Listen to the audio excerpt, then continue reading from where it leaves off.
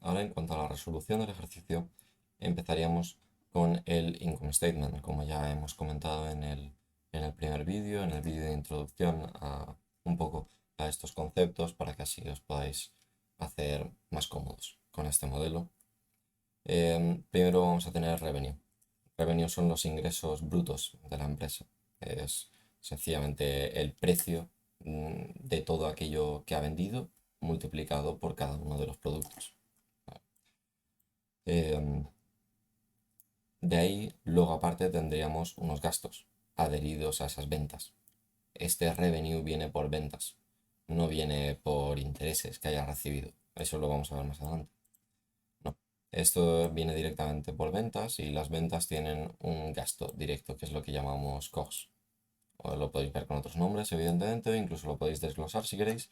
He querido hacer este modelo lo más compacto posible, así que he decidido que COGS es la mejor manera de denominarlo. COGS significa Cost of Goods Sold, es decir, el coste de los bienes que se han vendido. Entonces vamos a tener sencillamente que al hacer una suma de esto,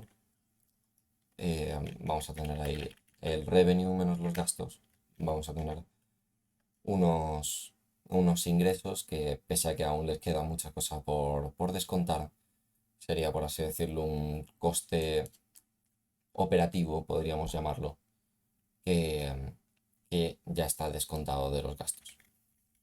Después, evidentemente, hay otros gastos, no solo los gastos que tenemos por ventas, en los que podríamos incluir ahí salario de los trabajadores o, por ejemplo, lo que, lo que nos haya costado la materia prima o transportes, por ejemplo, que sean directamente relacionados con, con los bienes que hemos vendido.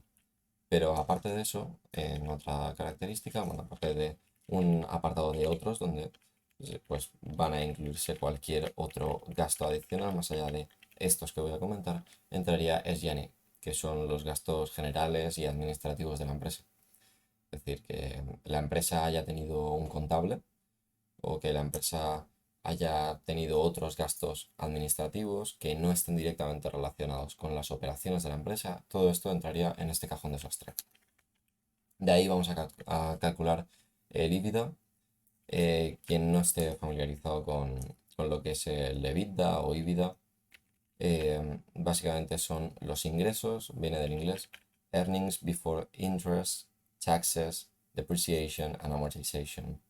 Es decir, los earnings que tiene la empresa antes de los intereses, que es lo que vamos a ver después, los intereses, las taxes que van a venir al final. Seguimos con la siguiente sigla, la depreciación y la amortización, que la vamos a tener aquí en esta misma cuenta que he llamado depreciación social. Vale, entonces, em, por mucho que esto esté puesto aquí al lado y teniendo en cuenta que venimos de una suma, si yo os pongo este modelo delante y nunca habéis tenido ningún tipo de experiencia en este sentido, puede que tengáis la tendencia a hacer sencillamente una suma, igual que hemos hecho arriba, pero no, no es tan simple. De hecho, es sencillamente entendiendo lo que es, vamos a saber que si esto es negativo, pues evidentemente la empresa está, está bastante complicada, la verdad. Está en una situación complicada si tiene un EBITDA negativo, porque aún quedan muchas cosas que descontar, desde luego. Em, ¿Qué ocurre? No solo podemos tener en cuenta esto de aquí, tenemos que tener en cuenta también el resultado anterior, porque tenemos que tener en cuenta los ingresos y los gastos que ya habíamos descontado antes. Y de aquí, del EBITDA, le vamos a ir quitando poco a poco las siglas hasta que sencillamente nos quedemos con earnings. Y ya está, que es lo que queremos. Es decir, que vamos a hacer una suma, pero vamos a hacer la suma de todo, no desde aquí, sino desde el gross profit. Y así vamos a tener ya directamente los, los valores de EBITDA tanto de 2020, 2021 y 2022. Seguimos con la depreciación y como veis, ahora hay menos letras del EBITDA. Hemos quitado el DA, hemos quitado la depreciación y la amortización, porque ahora le vamos a restar la depreciación al EBITDA. Eh, Podéis hacer sencillamente alt equals y de ahí llevarlo hacia arriba. Si hacéis Alt Shift 0, o lo que sería em, Alt igual, es una de las fórmulas que más vas a utilizar en Excel. Es utilísima y directamente lo que te hace es que te hace la suma de lo último. Pero aquí no queremos sumar esto, evidentemente, porque aquí lo que tenemos es el EBT. Hemos quitado otra sigla del IBITA. ¿Cuál hemos quitado? La I. ¿Por qué? Porque tenemos que hacer el cálculo de los intereses antes de quitar los impuestos. Los impuestos van a ir lo último siempre. Entonces, lo que vamos a hacer es que vamos a pillar el EBITDA y lo vamos a sumar esto de aquí. Lo estamos haciendo con una suma porque así, cuando es un ingreso, se va a ver reflejado directamente con un número positivo y cuando sea un gasto, se va a ver reflejado con un número negativo. Aquí lo he puesto con paréntesis, que es también una manera formal en la que lo podéis poner. Lo podéis poner tanto con un menos como con un paréntesis, como lo veáis más cómodo o como vuestra empresa os lo indique. ¿Qué vamos a hacer? Pues sencillamente sumamos. Por poder lo podríais poner todo en valores positivos. Es decir, yo esto de aquí le podría poner un 100. Lo que ocurre es que entonces tendría que cambiar las fórmulas. Es decir, tendría que poner el EBIT menos los expenses más los gastos. Pero nos quitamos ese lío y sencillamente hacemos sumas. Sí podemos poner directamente lo que son gastos como un negativo y lo que son ingresos como un positivo.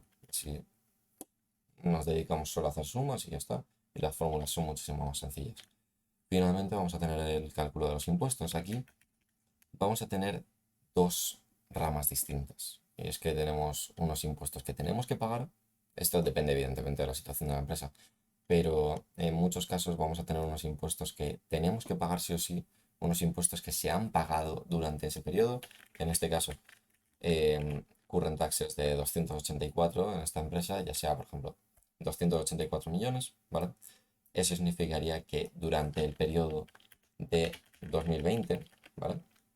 Durante el periodo de 2020, esta empresa ha tenido que hacerse cargo de 284 millones de impuestos directos que ha tenido que pagar. Pero aparte, ha habido otros 284 que son deferred, es decir, que los ha pospuesto a futuro. Esto sería una deuda. Esto es una deuda con el Estado que tiene la empresa. Son unos impuestos que aún no ha pagado, pero que va a tener que pagar. Entonces, calculamos cuáles son los gastos totales por impuestos que va a tener la empresa, sencillamente haciendo una suma, como son dos negativos, lo vamos a tener igual. Y ahora pillamos el EBT y le vamos a quitar sencillamente la T. Le vamos a quitar los impuestos, de hecho, en positivo. Y ahí tenemos. Con eso ya tendríamos el beneficio neto de la empresa.